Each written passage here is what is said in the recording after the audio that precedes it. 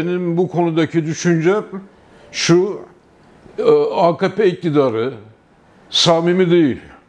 Yani gerçek bir barış için cesaretli adımlar atmak açısından istekli değil, bir oyalama politikası güttüğünü düşünüyorum. Umarım yanılırız. Nasıl olması gerek? Yani geçiş yasaları nasıl olmalı?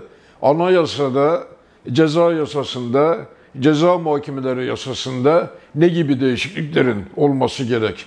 Şimdi barışın olması için, gerçek bir kalıcı barışın olması için dillerin ve halkların hak eşitliğinin sağlanması gerekir. Bunun için de başta anayasada önemli değişiklikler olması gerek. Anayasanın şöven maddelerden, milliyetçi, ırkçı maddelerden arınması gerekir. Ve açıkça anayasada şunun vurgulanması gerekir. Türkiye Cumhuriyeti çok uluslu ve birçok azınlıklardan oluşan bir cumhuriyettir diye anayasada vurgu yapılması gerekir. Yani çok ulusluluk ve birden çok azınlıkların olması anayasada anayasal statü olarak vurgulanması gerekir. Başka ne gibi değişikliklerin olması gerekir? Ana dilde eğitim hakkının tanınması gerekir. Başta Kürtçe olmak üzere azınlıklara da kendi ana dillerinde eğitim hakkının tanınması gerekir. Başka ne olması gerekir? Kürtçenin de Türkçe gibi resmi dil olması gerekir. Yani birçok Avrupa ülkesinde veya Latin Amerika ülkesinde birden fazla resmi diller var. 3 tane 4 tane resmi dil olan ülkeler söz konusu. O yüzden cesaretle Kürtçenin resmi dil olmasını savunmak gerekir. Yani sadece ana dilde eğitim hakkı yeterli olmaz. Kürtçe resmi dil olmalı. Ayrıca başka ne gibi değişiklikler olması gerekir? Yerleşim alanlarına, bölgelere, eyaletlere doğal isimlerinin iade edilmesi gerekir.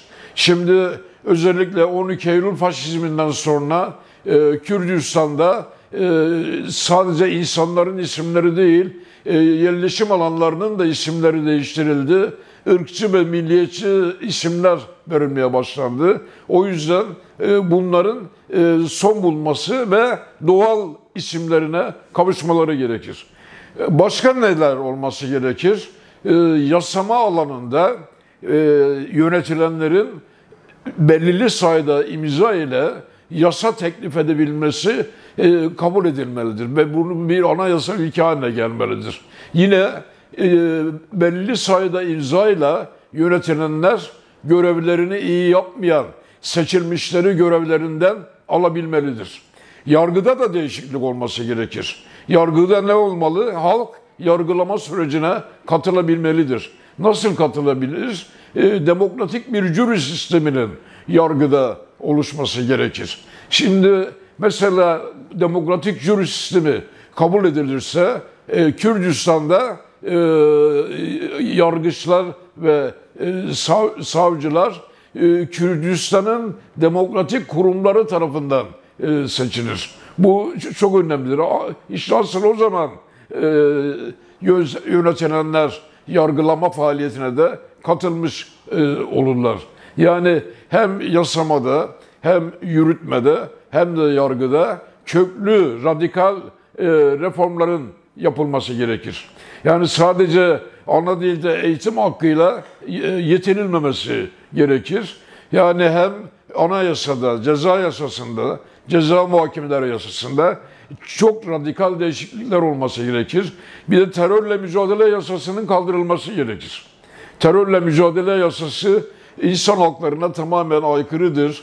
Bazı muhalif kesimler demokratikleşmesi gerekir. Terörle mücadele yasasını diyorlar. Bu yanlış.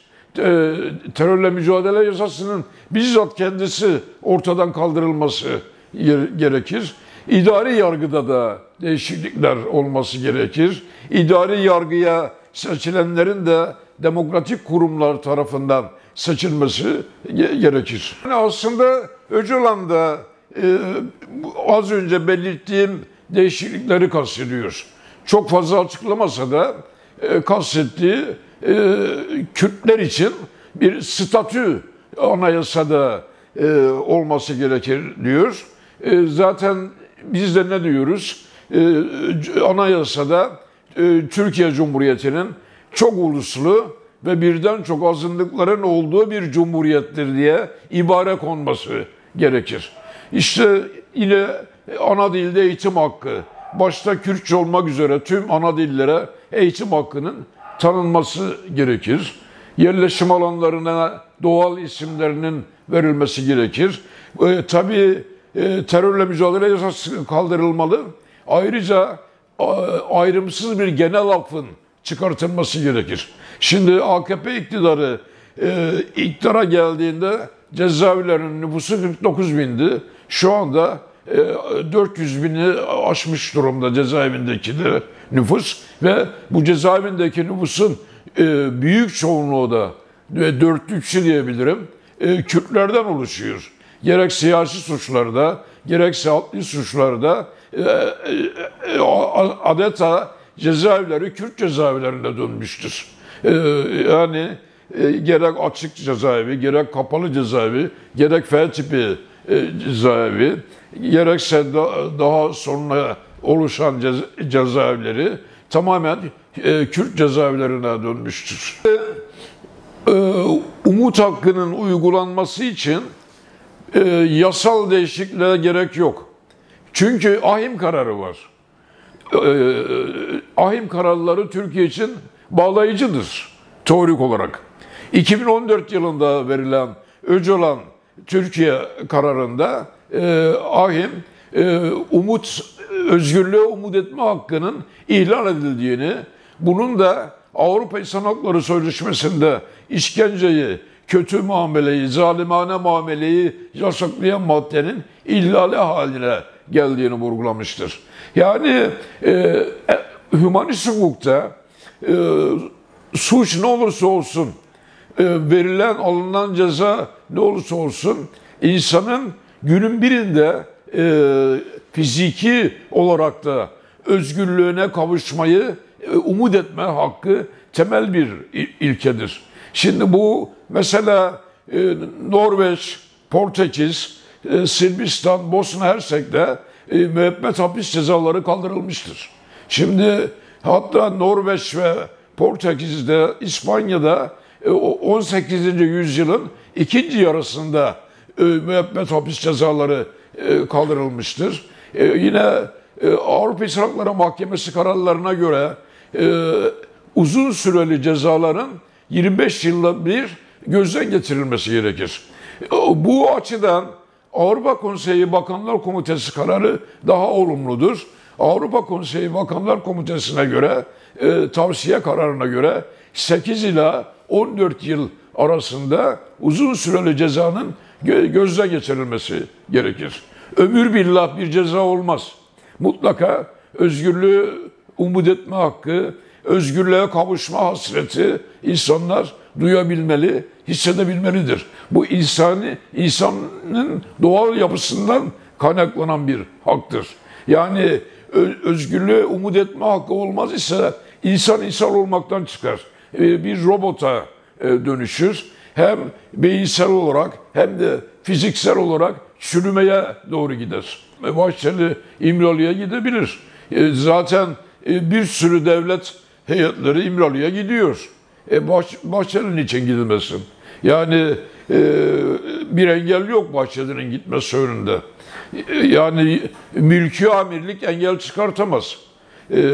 Zaten Bahçeli İmralı'ya gitmeye karar verirse bu hükümetin bilgisi ve izni dahilinde olacaktır. Yani muhtemelen Bahçeli bu sözü Tayyip'in de onayını aldıktan sonra söylemiştir.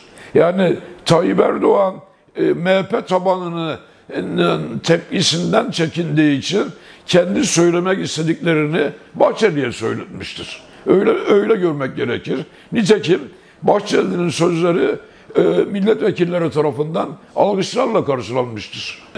Öcalan öyle bir görüşmede somut taleplerini belirtecektir. Bahçeli de kendi görüşünü söyleyecektir. Bunun ikisinin sentezi yapılması yolunda hükümete bilgi verecektir. Mandela örneği var. Mandela da cezaevinden çıkartıldı.